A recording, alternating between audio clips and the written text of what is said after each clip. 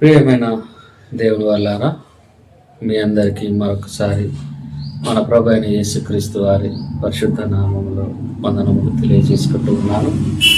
నిత్య జీవమును గూర్చి మనము ఇప్పటి వరకు కొన్ని మాటలను నేర్చుకొని ఉన్నాం. అయితే ఈరోజు మనము నిత్య జీవము గురించిన రెండో భాగమును మనము పరిశీలించుకుందాం. ఒకసారి కొన్ని మాటలు నిత్య జీవను గూర్చిన మాటలు మొదటి భాగంలో మనం చదువుకున్న దాన్ని మరొకసారి గుర్తు చేసుకుందాం. అపోస్తలుడైన పౌలు గారు తన ప్రియ కుమారుడు, నిజమైన కుమారుడు, ఆత్మీయ కుమారుడైనటువంటి తీతుకు పత్రిక రాస్తూ నిత్య జీవమును గురించి పరిశుద్ధాత్మ ప్రేరణతో ఏమి వ్రాశాడో ఒకసారి మనము ఆ కాలంలో ఉన్న తీతుకు, ఈ కాలంలో ఉన్న మనకు కూడా దేవుడు కలిపి రాయించినటువంటి పత్రికల్లోని ఈ మాటను మరొకసారి మనం పరిశీలించుదాం.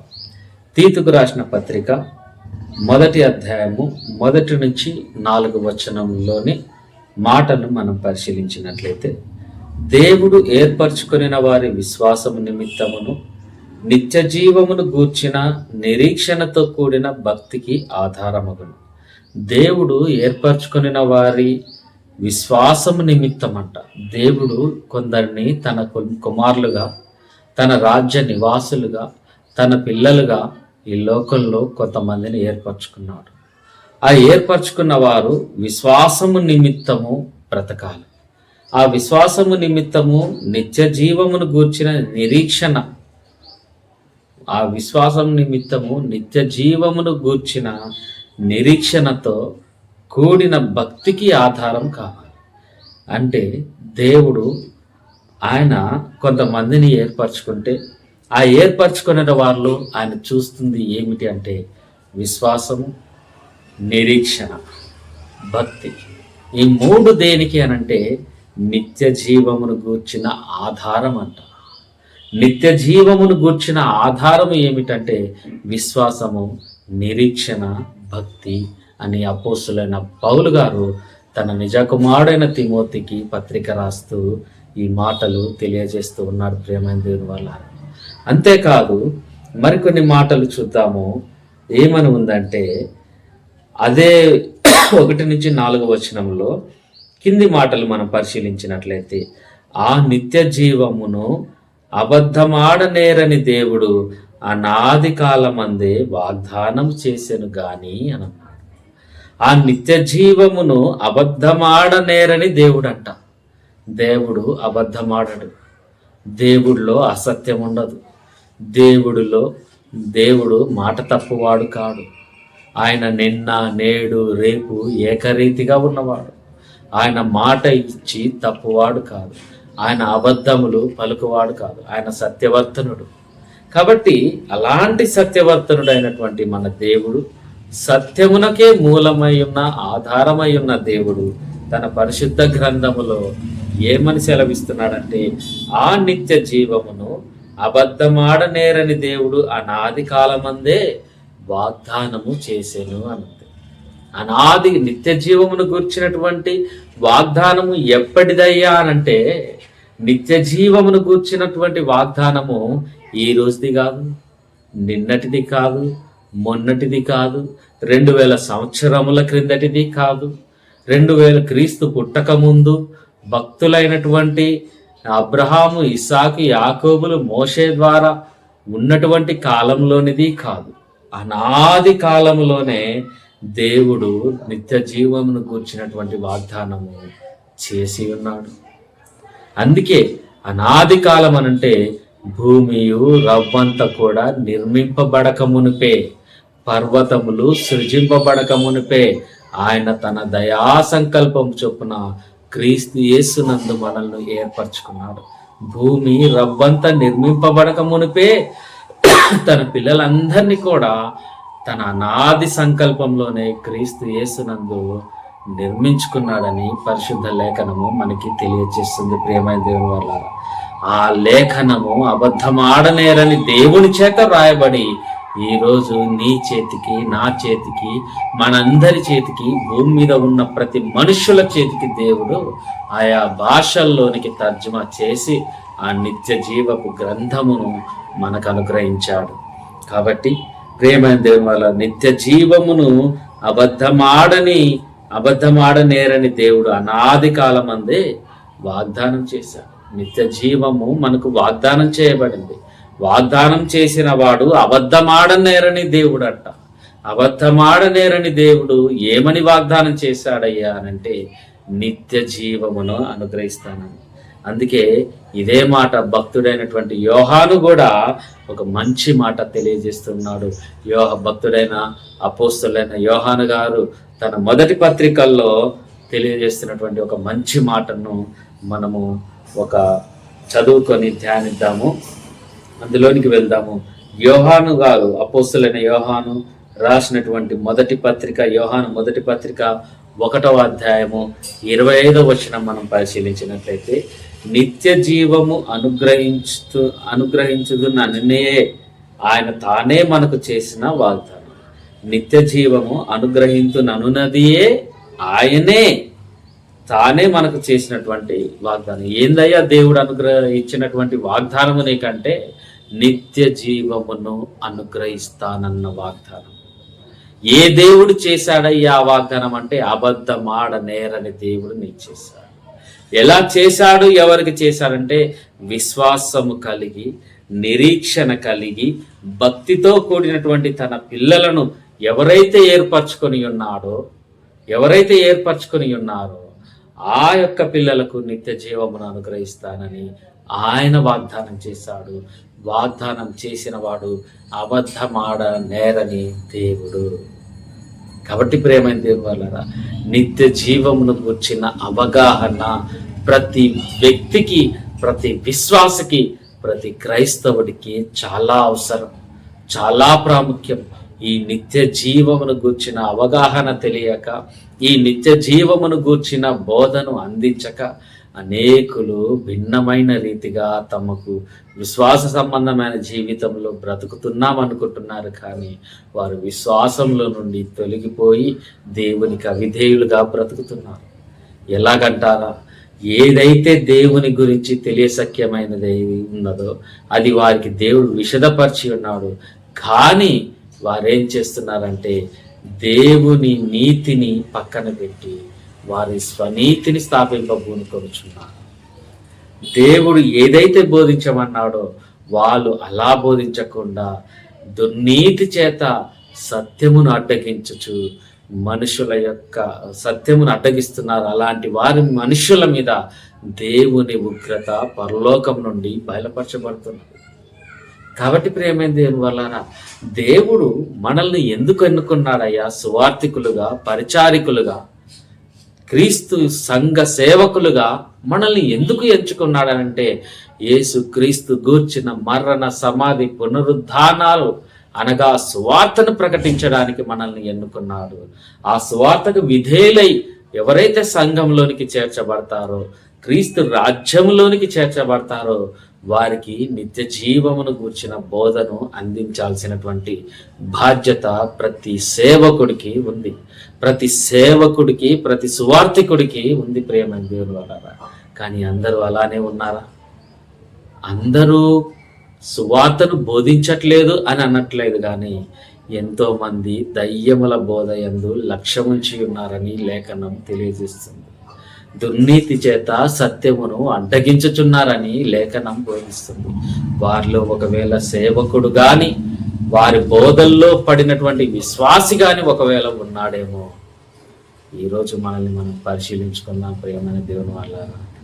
ఇలా పరిశీలించుకొని మనల్ని మనం హెచ్చరించుకుందాము. ప్రేమతో మన దగ్గరికి వస్తున్నటువంటి విశ్వాసులను కూడా వాక్యము ద్వారా హెచ్చరించి వారిని సత్య మార్గంలో మనము నడిపించుదాం. దేవుడు మనకిచ్చినటువంటి బాధ్యత. రేపు ఈ లోకాన్ని విడిచిపెట్టిపోయిన తర్వాత దేవుడు మనల్ని అడిగే ప్రశ్న, ఎంతమందిని సత్యములో నిలబెట్టావు? ఎంతమందికి సత్యమును బోధించావు? ఎంతమందికి సువార్తను ప్రకటించావు? వచ్చిన వారి విశ్వాసమును ఎలా అభివృద్ధిపరిచావు, వారి నిరీక్షణ దేని వైపు నిలిపావు. సంఘానికి వెళ్తున్నాం, మాకు రోగాలు పోయాయి. మందిరానికి వెళ్తున్నాం, కుటుంబ సమస్యలు పోయాయి. మందిరానికి వస్తున్న కానించి మా అనారోగ్య సమస్యలు, అప్పులు, కోర్టు సమస్యలు, ఇంకా వ్యాపార సమస్యలు, తదితర లోక సంబంధమైనవన్నీ తీరాయనని ఆ దానిని బట్టి మేము మందిరానికి వస్తున్నామని అంటున్నారు. ప్రియమైన దేవుని వాళ్ళారా, మనం గమనించవలసినటువంటి విషయం ఒకటే, అది మీకు ప్రేమతో తెలియచేస్తూ ఉన్నాను. దయచేసి ఆలకించండి. ఈ లోకంలో నీకు ఏ సమస్య ఉన్నా, కుటుంబపరమైన, ఆరోగ్యపరమైన, అనారోగ్యపరమైన, ఆర్థిక పరమైన, సామాజిక పరమైన ఏ సమస్యలు ఉన్నా, ఏ ఇబ్బందులు ఉన్నా, అది నువ్వు శరీరంతో ఈ లోకంలో బ్రతికినంత కాలం వరకే. అవి నీతో రావు. నువ్వు పేరు సంపాదించుకున్నా, ప్రఖ్యాతి సంపాదించుకున్నా, ధనము సంపాదించుకున్నా, ఇతర లోకంలో ఏదైనా సంపాదించుకో, అవి కూడా నీతో రావు. ఏమి వస్తుందంటే నీవు చేసిన క్రియలు మాత్రమే నీ వెంట వస్తాయి. నీ విశ్వాస సంబంధమైన జీవితపు యొక్క లెక్కలు మాత్రమే నీతో వస్తాయని గుర్తుపెట్టుకోవాలి. ప్రియమైన దేవుని పిల్లలారా, ఈ విషయాన్ని మన ఆత్మీయ ప్రయాణంలో ఏ ఒక్క రోజు, ఏ ఒక్క గడియ కూడా మనం మర్చిపోకూడదు. ఏమిటి దేవుడు మనకిస్తున్నటువంటి అమూల్యమైన వాగ్దానమును ఏనాడు కూడా మనం మర్చిపోకూడదు. ప్రియమైన దేవుని వల్ల నిద్రలో లేపడిగిన దేవుడు నీకు ఏమి చేశాడయ్యా అనంటే, నిత్య జీవమును గూర్చిన వాగ్దానము నాకు చేశాడు. అబద్ధమాడ నేరని దేవుడు విశ్వాసమును గూర్చి నిత్య జీవమును గూర్చిన వాగ్దానం నాతో చేశాడని నువ్వు నిద్రలో లేపిన చెప్పే విశ్వాసివై ఉండాలి. ఆ నీ విశ్వాసమును బట్టి దేవుడిని నీవు మహిమపరచవలసిన వాడవై ఉన్నావు. దేవుడు దాని ద్వారా, నీ ద్వారా, ఆ దాని అందును బట్టి, నిన్ను బట్టి దేవుడు మహిమ పొందవలసిన వాడై ఉన్నాడు. కాబట్టి ప్రియమైన దేవుని వల్ల నిత్య జీవమును గూర్చిన మాటలు మన హృదయమును ఎంతగానో ప్రేరేపిస్తున్నాయి, ఎంతగానో బలపరుస్తున్నాయి. మన ఆత్మీయ జీవితమును మెరుగుపరుస్తూ, ఒకవేళ నిత్య జీవములో నుండి పడిపోతున్నామేమో, తప్పిపోతున్నామేమో అని వాక్యము దగ్గరికి వెళ్ళి చూసినట్లయితే వాక్యం మనల్ని సరిచేస్తుంది. ఆదివారం మందిరానికి వెళ్ళినట్లయితే అక్కడ సేవకుడు వాక్యం ద్వారా మనల్ని సరిచేసే అవకాశం మనకు ఉంటుంది. కాబట్టి ఆదివారం నాడు మందిరమునకు వెళ్ళడం అనేది నిర్లక్ష్యం చేసే విషయం కాదు. కుటుంబ విషయాల్ని బట్టి, వ్యాపార విషయాల్ని బట్టి, మరి ఉద్యోగ విషయాలను బట్టి, తదితర ఏ విషయాల్ని బట్టి అయినా సరే, కానీ నీ మందిర ప్రార్థన జీవితానికి ఇవేవి అడ్డు రాకుండా చూసుకోవాల్సినటువంటి బాధ్యత ప్రతి క్రైస్తవుడికి, ప్రతి క్రైస్తవురాలికి ఖచ్చితంగా ఉందని మనం జ్ఞాపకం చేసుకోవాలి. కాబట్టి ప్రియమైన దేవుని వాళ్ళారా, నిత్య జీవము మరి ఎలా దక్కుతుంది మనకి? నిత్య జీవము ఎలా పొందగలుగుతున్నాము?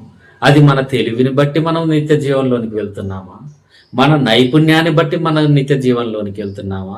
మన మాటకారతనాన్ని బట్టి మనం నిత్య జీవంలోనికి వెళ్తున్నామా? మన బలమును బట్టి, శక్తిని బట్టి, జ్ఞానమును బట్టి, మన కలిగినటువంటి ధనమును బట్టి, మన ఉద్యోగ స్థాయిని బట్టి మనం నిత్య జీవంలోనికి వెళ్తున్నామా? మనం పరిశీలించాలి. ఒక్కొక్కరు ఒక్కొక్క చోటికి వెళ్ళాలంటే ఈ లోకల్లో వారికి ఉన్నటువంటి హోదా వారికి ఒక యోగ్యతగా పరిగణింపబడుతుంది. వారికి ఉన్నటువంటి పదవి ఒక చోటుకు వెళ్ళాలంటే అది ఒక ఎలిజిబుల్గా కనబడుతుంది. వారికి ఉన్న బలము ఒక చోటుకి వెళ్ళాలంటే అది మరి వారికి ప్రాముఖ్యంగా కనపడుతుంది. కానీ మనము నిత్య జీవము ఈ వీటి వల్లనే పొందుకున్నామా?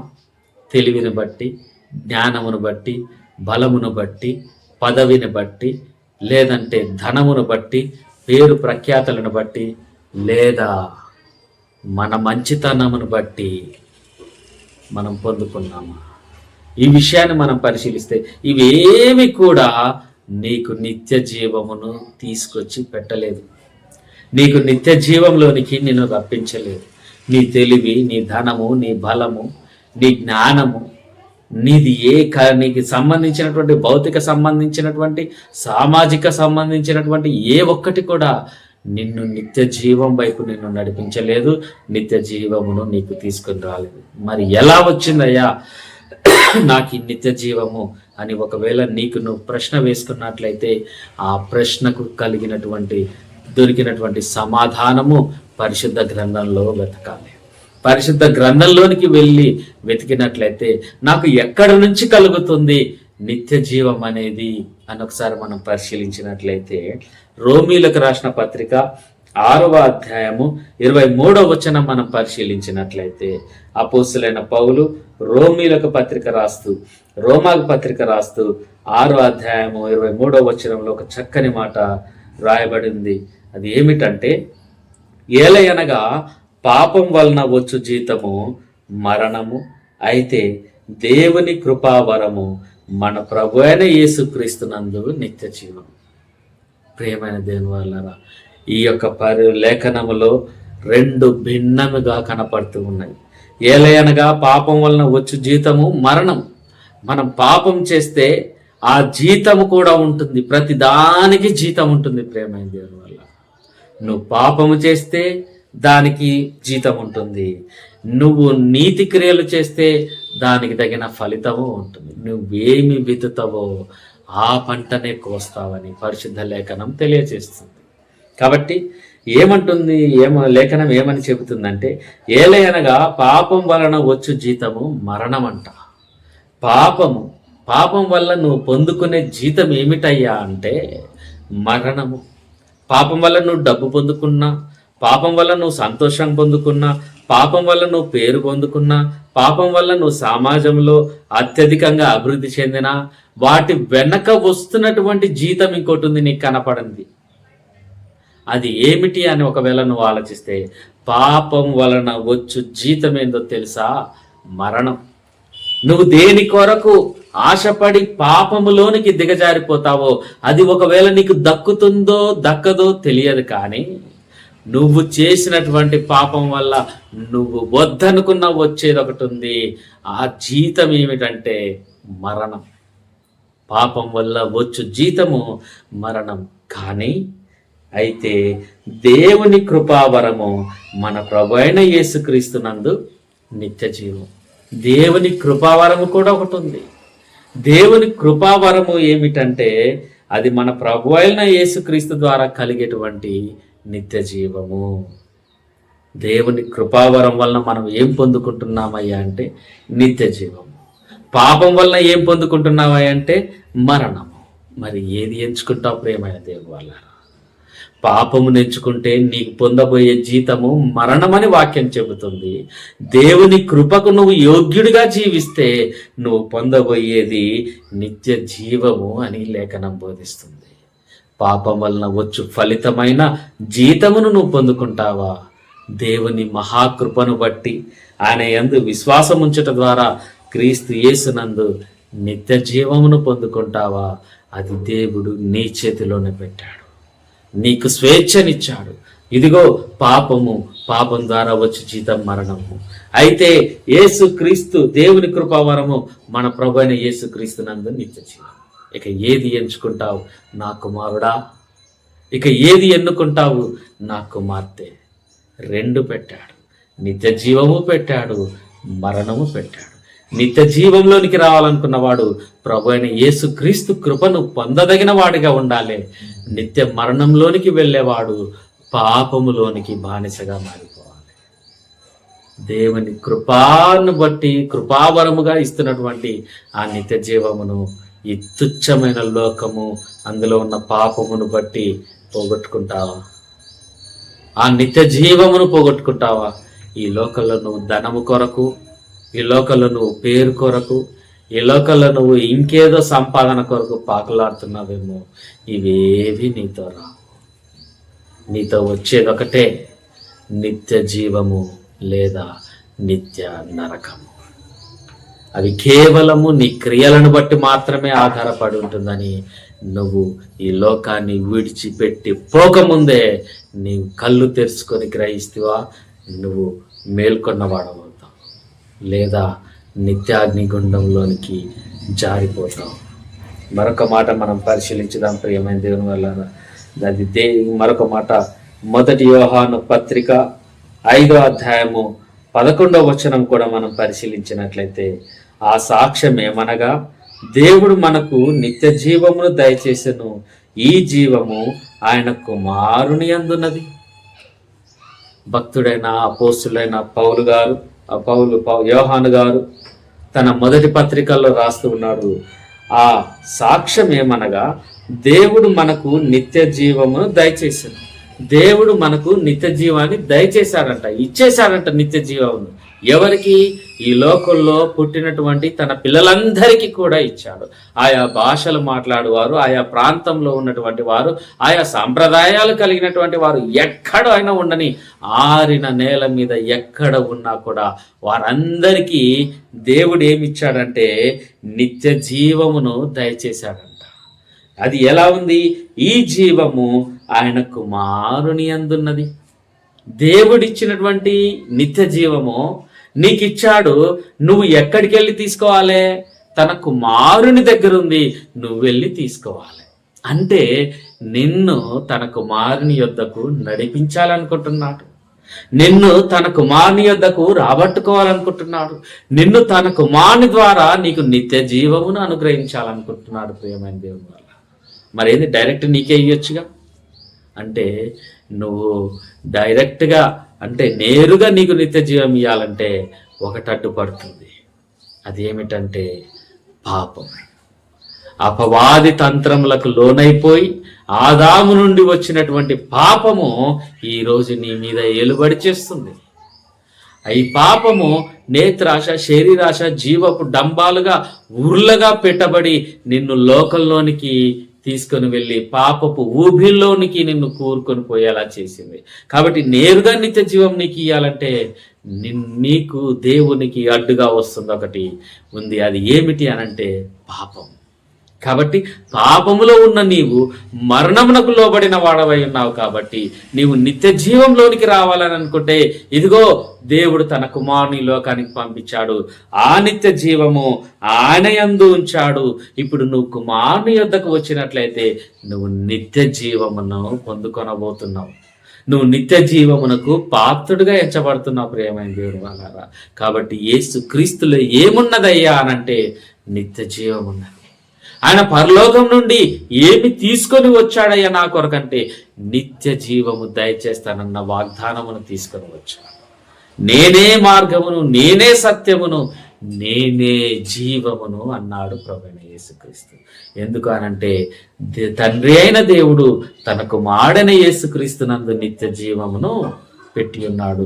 ఇప్పుడు భూలోకంలో తన స్వరూపమందు తన పోలికలో ఉన్న పిల్లలు మరణం యొక్క ఏలుబడిలోనికి దిగజారిపోయారు. కాబట్టి నిత్య జీవం పొందుకోవాలంటే తన కుమారుని యొద్దకు ఎవరైతే వస్తారో వారికి ఆ నిత్య జీవము అనుగ్రహింపబడుతుందని లేఖనం తెలియజేస్తుంది. కాబట్టి ప్రియమైన దేవుని వల్లరా, ఆ నిత్య జీవం పొందుకోవడానికి మనము సిద్ధంగా ఉన్నామా?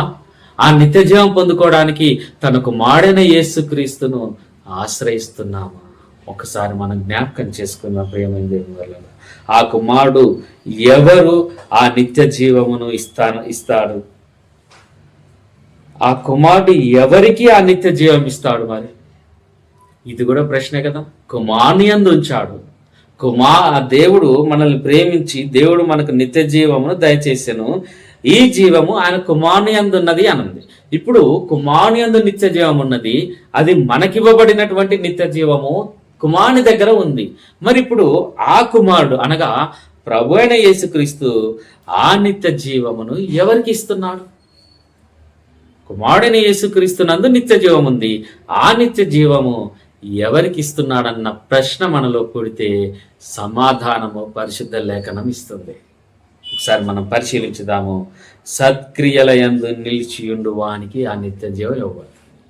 ఎవరికి ఇస్తాడయ్యా యేసుక్రీస్తు ప్రభు నిత్య జీవం అంటే ఎవరి యందు సత్క్రియలు కనబడుతున్నావో వానికి నిత్య జీవం ఇస్తానని లేఖనం చెబుతుంది.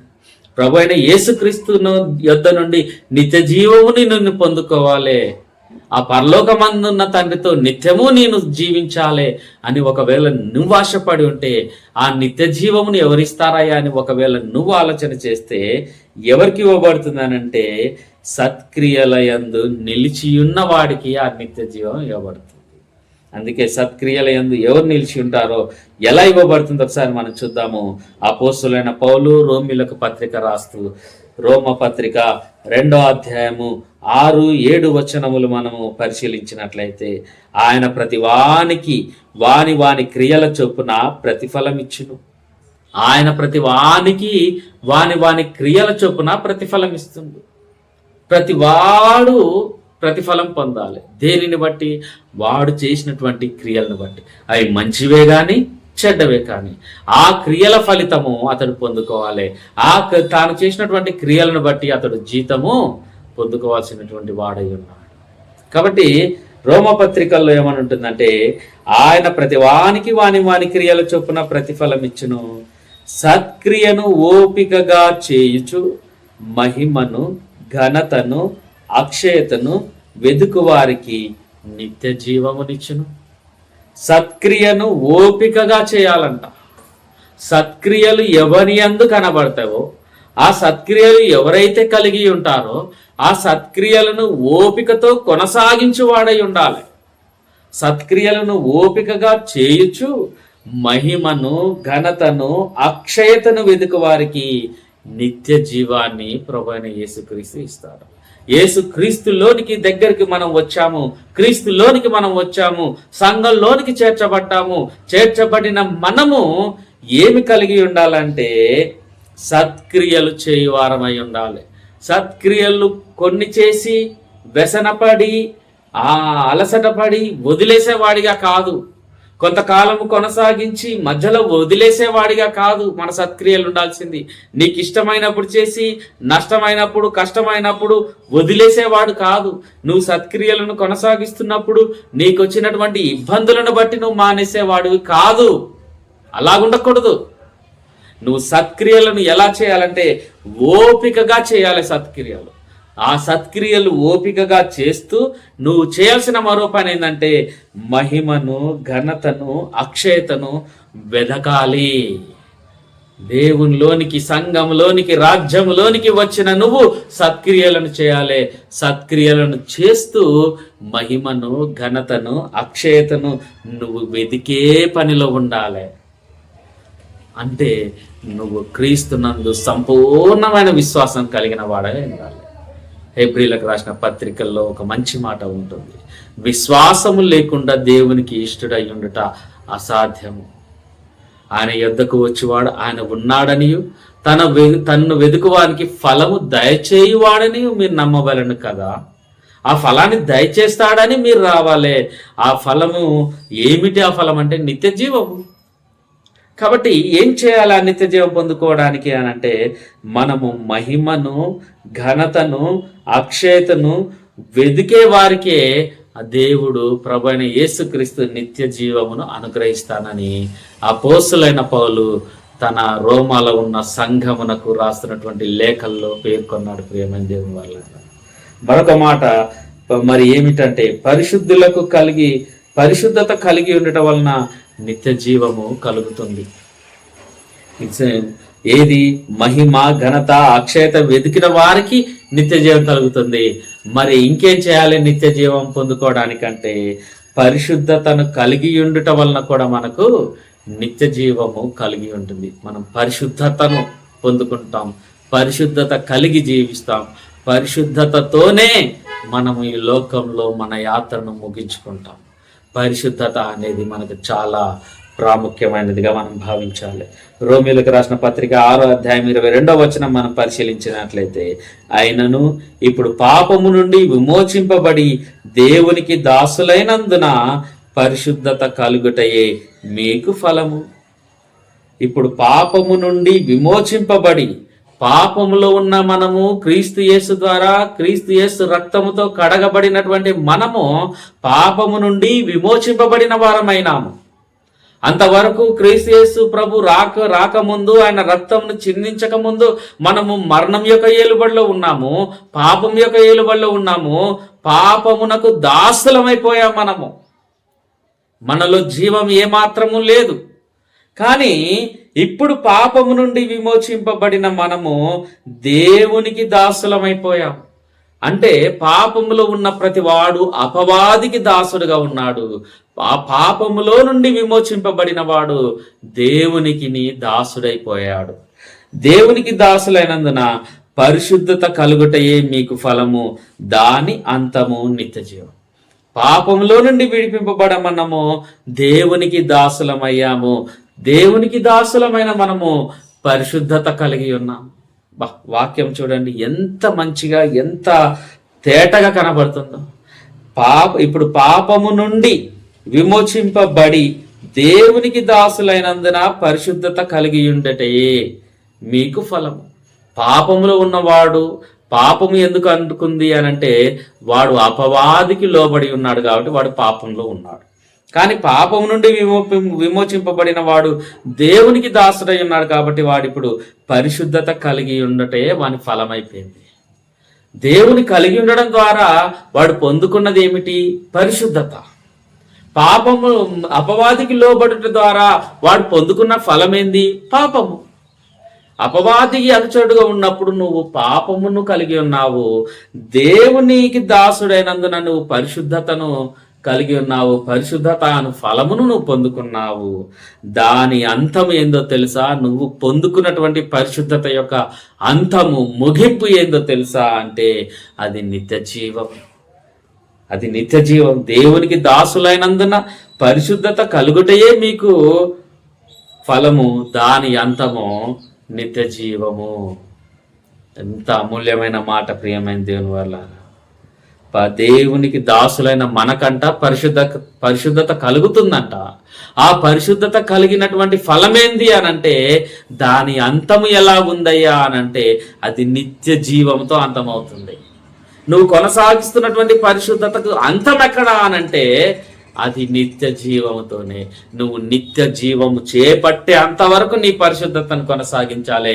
నువ్వు నిత్య జీవం పొందే అంతవరకు నువ్వు సత్క్రియలను ఓపికగా చేయాలి. నువ్వు నిత్య జీవం పొందే అంతవరకు మహిమను, ఘనతను, అక్షయతను వెదుకువాడిగా నువ్వు ఉండాలని లేఖనం మనకు స్పష్టంగా తెలియజేస్తుంది. ప్రియమైన దేవుని వాళ్ళారా, నిత్య జీవమును పొందగోరు ఏ విశ్వాసి అయినా, ఏ క్రీస్తు సంఘ సేవకుడైనా, విశ్వాసి అయినా వీటిని అనుసరిస్తే, వీటిని కలిగి ఉంటే మనము నిత్య జీవమునకు పాత్రులుగా ప్రభువే మనల్ని చేస్తాడని ఆయన వాగ్దానం చేశాడు. ఆయన ఎలాంటి వాడంటే ఆయన నమ్మదగిన దేవుడు చేసినటువంటి వాగ్దానము నిత్య జీవమును అనుగ్రహిస్తానన్న వాగ్దానం. ఆ వాగ్దానంలోనికి మనం వెళ్ళాలంటే మనము నిరీక్షణ, విశ్వాసము, ఘనత, అక్షయతను వెతుకుతూ మరే సత్క్రియల యందు ఓపికగా ముందుకు సాగాలి. కలిగి ఉన్నటువంటి క్రీస్తు యేసు దాసులమై ఉన్న మనము కలిగి ఉన్నటువంటి పరిశుద్ధత అంతం వరకు సహించాలి. ఆ పరిశుద్ధత అంతం ఏమిటంటే నిత్య జీవం. చూసారా, నిత్య జీవం పొందడానికి దేవుడు మనకిచ్చినటువంటి మార్గములు, దేవుడు మనకిచ్చినటువంటి మెట్లు. ప్రియమైన దేవుని వల్ల మిద్దె ఎక్కాలంటే అది సక్రమంగా ఎక్కాలి అనంటే ఒక్కొక్క మెట్టు ఎక్కుకుంటూ ఎలా వెళ్ళాలో ఇప్పుడు మనం చదువుకున్న మెట్లన్నీ ఎక్కుకుంటూ పోతే దాని అంతం ఎక్కడికి వస్తుందయ్యా అనంటే నిత్య జీవం. విశ్వాసము, నిరీక్షణ మరియు మహిమను, ఘనతను, మహిమ, ఘనత, మరి సత్క్రియలు, ఇవన్నీ మెట్లు. వీటి అంతము ఎక్కడ? పరిశుద్ధత. ఇది కూడా ఒక మెట్టు. దీని అంతము ఎక్కడయ్యా అనంటే దాని అంతము నిత్య జీవం అని లేఖనం తెలియజేస్తుంది. కాబట్టి ప్రియమైన దేవుని వల్ల మరొక మాట మనం చూద్దాము. తన ప్రాణమును ద్వేషించువాడు నిత్య జీవమును పొందుతాడు. నువ్వు నీ ప్రాణమును ప్రేమించినట్లయితే, నువ్వు నీ ప్రాణమును ఇష్టపడినట్లయితే, దేవుని కంటే ఎక్కువగా నీ ప్రాణమును ప్రేమించిన వాడివైతే నువ్వు దేవుని నిత్య జీవ రాజ్యమునకు వారసుడు కాదు. తన ప్రాణమును ద్వేషించువాడే, నీ ప్రాణమును నువ్వు ద్వేషించు, దేవుడు నీకు నిత్య జీవం ఇస్తాడు. నీ ప్రాణమును నువ్వు ప్రేమించు, దాన్ని నువ్వు పొందుకోకుండా పోతావు. అది నీకు దూరం అవుతుందని లేఖనం తెలియజేస్తుంది. యోహాను సువార్త 12వ అధ్యాయము 25వ వచనంలో స్వయంగా మన ప్రభువును, మన రక్షకుడైన యేసుక్రీస్తు ప్రభుల వారే పలుకుతున్నటువంటి ఒక మాటను మనం పరిశీలించుదాం ఈ సమయంలో. ప్రియమైన దేవుని వాళ్ళారా, యోహాను సువార్త 12వ అధ్యాయము 25వ వచనం మనం పరిశీలించినట్లయితే, తన ప్రాణమును ప్రేమించువాడు దానిని పోగొట్టుకొనును. తన ప్రాణమును ప్రేమించువాడు ఏం చేస్తాడంట? దానిని పోగొట్టుకుంటాడంట. ప్రాణమును ప్రేమించకూడదు మనం, ప్రేమైన దేవుని వల్ల. ఎందుకు ప్రేమించాలి? ఈ ప్రాణము ఎప్పటికీ నిలిచేదేనా? ఈ ప్రాణం ఎప్పటికీ లోకంలో ఉండేదేనా? ఎంతమంది మన కళ్ళ ముందు పుడుతూ ఉన్నారు, ఎంతమంది మన కళ్ళ ముందు తమ ప్రాణాలను వదులుకొని పోతూ ఉన్నారు. మనం ఎంత కాలం నుండి చూస్తున్నాం ప్రియమైన దేవుని వల్ల. నీ ప్రాణము నువ్వు ఎంతగా ప్రేమించినా అది ఒకనాడు నేను వదిలిపెట్టిపోతుంది. ఈ లోకమును నువ్వు ఎంతగా ప్రేమించినా ఒకనాడు ఈ లోకము నిన్ను తీసుకొని పోయి సమాధుల తోటల్లో పెడుతుంది. శాశ్వతమైన వాటి మీద లక్ష్యం ఉంచు, అశాశ్వతమైన వాటి మీద కాదు ప్రియమైన దేవుని వల్ల. క్షయమైన వాటి మీద కాదు, అక్షయమైన వాటి విషయంలో యందు మనం లక్ష్యం ఉంచాలి. శరీర సంబంధమైన విషయంలో యందు కాదు, ఆత్మ సంబంధమైన విషయంలో యందు ప్రతి క్రైస్తవుడు, ప్రతి క్రైస్తవురాలు, ప్రతి సేవకుడు కూడా లక్ష్యం ఉంచాలని మీ అందరికీ ప్రేమతో తెలియజేస్తూ ఉన్నాను ప్రియమైన దేవుని వల్ల. ఏమంటున్నాడు ప్రభు అయిన యేసుక్రీస్తు? తన ప్రాణమును ప్రేమించువాడు దానిని పోగొట్టుకొనును. ఈ లోకములో తన ప్రాణమును ద్వేషించువాడు నిత్య జీవం కొరకు దానిని కాపాడుకొనునని మీతో నిశ్చయముగా చెప్పుచున్నానని. ఏమంటున్నాడు? ఈ లోకంలో తన ప్రాణమును ద్వేషించువాడై ఉండాలంట. ఎవరైతే ఈ లోకంలో దేవుని కొరకు బ్రతుకుతున్నవాడు, వాడు తన ప్రాణమును ద్వేషించేవాడై ఉండాలి. తన ప్రాణమును ద్వేషించేవాడు దాన్ని ఏం చేస్తున్నాడంటే నిత్య జీవం కొరకు దాన్ని కాపాడుకుంటున్నాడు. తన ప్రాణమును ద్వేషిస్తున్నాడంటే ద్వేషించడం కాదు ప్రియమైన దేవుని వల్ల. తన ప్రాణమును అలక్ష్యం చేస్తున్నాడంటే అలక్ష్యం చేయడం కాదు. జ్ఞానము కలిగిన వాడు, ఆత్మీయ జ్ఞానం కలిగిన వాడు ఎలా ఆలోచిస్తాడంటే, తన లోకంలో తన ప్రాణమును ద్వేషించేవాడు ఏం చేస్తున్నాడంటే ద్వేషిస్తున్నాడా? కాదు, నిత్య జీవం కొరకు దానిని కాపాడుకుంటున్నాడని మీతో నిశ్చయముగా చెప్పుచున్నానని మన ప్రభువైన యేసుక్రీస్తు సెలవిస్తున్నాడు. కాబట్టి మీరు మీ ప్రాణమును ప్రేమించువాడైతే దాన్ని పోగొట్టుకుంటారు. ఈ లోకంలో తన ప్రాణమును ద్వేషించువాడు ఎవడైతే ఉన్నాడో నిత్య జీవం కొరకు దాన్ని కాపాడుకుని వాడై ఉన్నాడు, మీతో కాపాడుకుని వాడై ఉన్నాడని మీతో నిశ్చయముగా చెబుతున్నాను అన్నాడు. మనం ద్వేషించడం అంటే ఈ ప్రాణాన్ని ఇప్పటికిప్పుడు ఏదో కత్తి తీసుకోనో ఏదో చేసుకోనో ఈ ప్రాణాన్ని హరించుకోవడం కాదు ప్రియమైన దేవుని వాళ్ళరా. దేవుడు పెట్టినటువంటి ఈ ప్రాణము దేవుని పని కొరకు ఉపయోగిస్తున్నావు చూసినావా, అప్పుడు మన ప్రాణమును మనం ద్వేషించిన వారం అవుతాం. ఆ ద్వేషించబడిన ప్రాణం ఇక్కడనే ఉంటుందంటే ఆ ప్రాణము అంతటితో అయిపోదు. మనం చేస్తున్న పని ఏంది? అందులో ద్వేషించడంలో దేవుని కొరకు దేవుని పనిలో ఉన్న మనము మన ప్రాణమును ద్వేషిస్తున్నామనంటే నిత్య జీవం కొరకు దాన్ని కాపాడుకుంటున్నామని ప్రభు అయిన యేసుక్రీస్తే మనకు సెలవిస్తున్నాడు. ఇది మనందరము గుర్తు పెట్టుకోవాల్సినటువంటి అవసరత ఎంతైనా ఉందని గమనించాలి. అదేవిధంగా యేసుక్రీస్తు ద్వారానే మనకు నిత్య జీవము అని గ్రహించాలి. ఎక్కడ కూడా మనకు నిత్య జీవం దొరకదు. కేవలం తండ్రి తన కుమారుని యందు నిత్య జీవం ఉంచాడని అన్నారు కదా. యేసుక్రీస్తు ప్రభు కూడా నేనే మార్గమును, నేనే సత్యమును, నేనే జీవంనై ఉన్నాను అన్నాడు. కాబట్టి యేసుక్రీస్తునందే మాత్రమే నిత్య జీవం అని మనం గమనించాలి. యోహాను రాసిన సువార్త 6వ అధ్యాయము 27వ వచనం మనం పరిశీలించినట్లయితే, క్షయమైన ఆహారం కొరకు కష్టపడకుడు గాని నిత్య జీవము కలగజేయు అక్షయమైన ఆహారం కొరకే కష్టపడుడి. మనుష్య కుమారుడు దాన్ని మీకు ఇచ్చును. ఇందుకై తండ్రి అయిన దేవుడు ఆయనకు ముద్ర వేసి ఉన్నాడని చెప్పాను.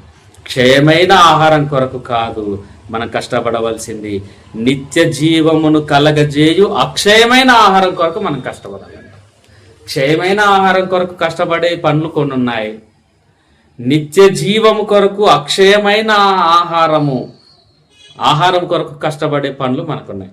మనము కష్టపడే పనులు భౌతికంగా ఏ కష్టం చేసినా క్షయమైన ఆహారం కొరకే చేస్తాం. కానీ అక్షయమైన ఆహారం కొరకు మనం చేసే పనులు ఏ అయితే ఉన్నాయో వాటి ద్వారా మనకు నిత్య జీవం కలుగుతుంది. క్షయమైన ఆహారం కొరకు మనం చేసే పనులు ఏవైతే ఉన్నాయో అవి మనకు నిత్య జీవమును కలగచేయవు. ఏదో ఒకనాడు మన ప్రాణం పోవాల్సిందే. నువ్వు చేసిన కష్టమును బట్టి, నువ్వు తిన్న తిండిని బట్టి నీ ఆయుష్కాలం పెరుగుతుందని అనుకుంటున్నావేమో. నీ ఆయుష్కాలం పెరగదు ప్రియమైన దేవుని వల్ల. నీ ఆయుష్కాలము దేవుని ఆధీనంలో ఆల్రెడీ లిఖింపబడింది. నియమింపబడిన దినముల్లో ఒక్కటైనను కాకముందే నీ గ్రంథమునందు నా దినములను లిఖించి ఉన్నావనుంది. నువ్వు లిఖింపబడిన దినముల్లో ఒక్కటి కూడా కాకముందే, అందుకే నువ్వు భూమి మీద అడుగు పెట్టక మునిపే నీ ఆయుష్కాలము ఆయన పరిశుద్ధ గ్రంథంలో, ఆయన గ్రంథంలో లిఖించుకుని ఉన్నాడు. కాబట్టి ఇక్కడ నువ్వు క్షయమైన ఆహారం కొరకు కష్టపడితే అది నీ ప్రాణమును నిలబెట్టదు, కానీ అక్షయమైన ఆహారం కొరకు ఒకవేళ గనక నువ్వు కష్టపడితే అది నీకు నిత్య జీవన అనుగ్రహిస్తుందని ప్రభు అయిన యేసుక్రీస్తే నిశ్చయముగా చెప్పుచున్నానని అన్నాడు.